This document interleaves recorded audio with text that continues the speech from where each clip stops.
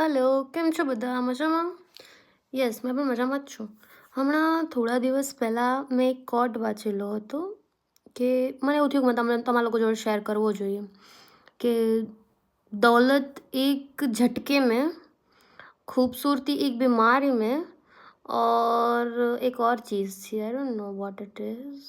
I think दौलत एक झटके में, खूबसूरती एक बीमारी में और इज़्ज़त एक गलती से बर्बाद हो जाती है, तो उस पे कभी ગુરૂર મત કરના. મતલબ આ સેન્ટેન્સ મેં વાંચ્યું ને તો મને આમ એકદમ આમ રિયાલિટી જેવું લાગ્યું કે વાત તો સાચી છે કે દોલત ગમે એટલી હોય ને એક જ ઝટકામાં ખતમ થઈ જાય. રાત છે તો દિવસ આવવાનો જ છે, એવું નથી કે સેમ ટુ સેમ જ રહેવાનું.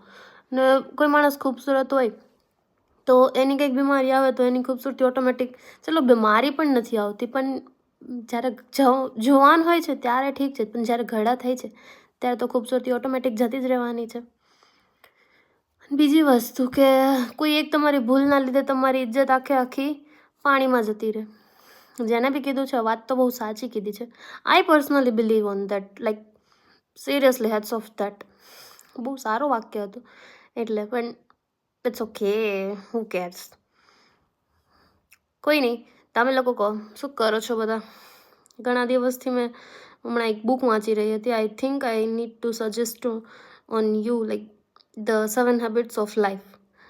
સ્ટીફન ઓથરનો કંઈક સ્ટીફન છે, બહુ સરસ બુક છે, તમારા લોકોને બી વાંચવી જોઈએ. If you guys R real interested for the readings so you should must read that book. I suggest personally.